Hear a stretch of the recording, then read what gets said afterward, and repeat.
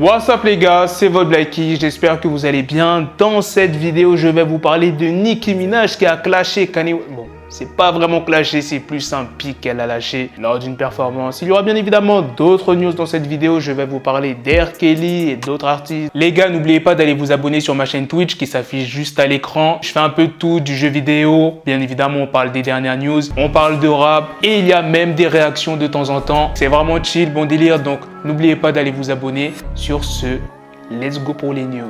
C'est le 1er juillet, lors du Essence Fest, que Nicki Minaj a lâché un pic sur Kanye West sur scène. Après avoir joué le morceau Biz in the Trap, le DJ a commencé à envoyer Monster, qui est un featuring entre Nicki et Kanye. Et c'est à ce moment-là que Nicki Minaj demande au DJ d'arrêter le show. Le public se demande qu'est-ce qui se passe et il pense que Kanye West va venir par la suite pour performer avec Nicki.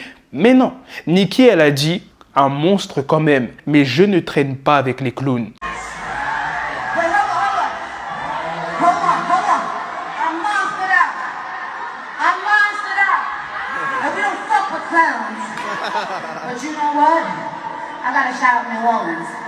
Les gens ne comprennent pas pour quelle raison Nicki Minaj a dit ça. Moi, j'ai peut-être ma petite idée. Récemment, vendredi dernier, qui a sorti un morceau avec Kanye West?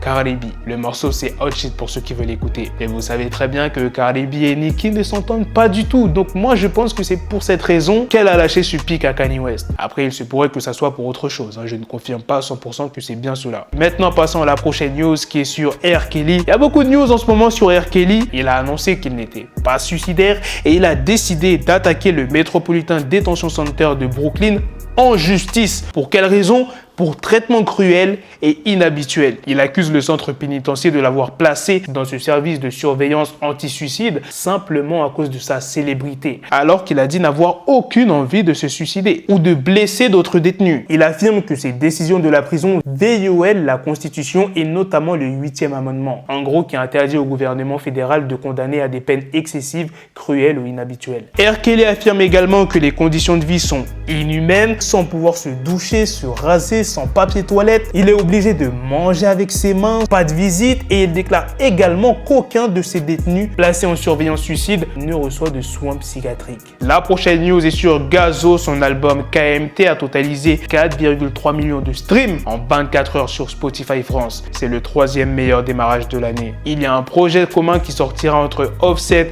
et Cardi B. Pour l'instant, aucune date n'a été mentionnée. Alors là, cette news, elle m'a fait gaulerie, mais faut pas rigoler parce que ça peut vraiment mal tourner.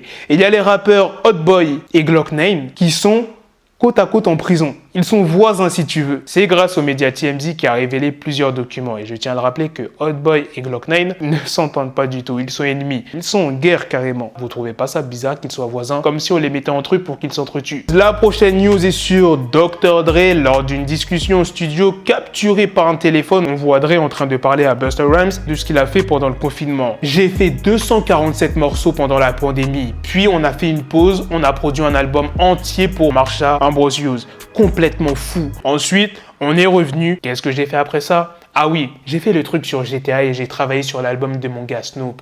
En 2 jours, on a fait quoi? 6 bangers. Je veux finir tout ça et après je pourrai commencer Busta Rhymes. Et la dernière news de cette vidéo, c'est une très bonne news. Je vais vous annoncer une grosse collaboration qui sortira très prochainement. Désolé les gars, pour l'instant aucune date n'a été mentionnée.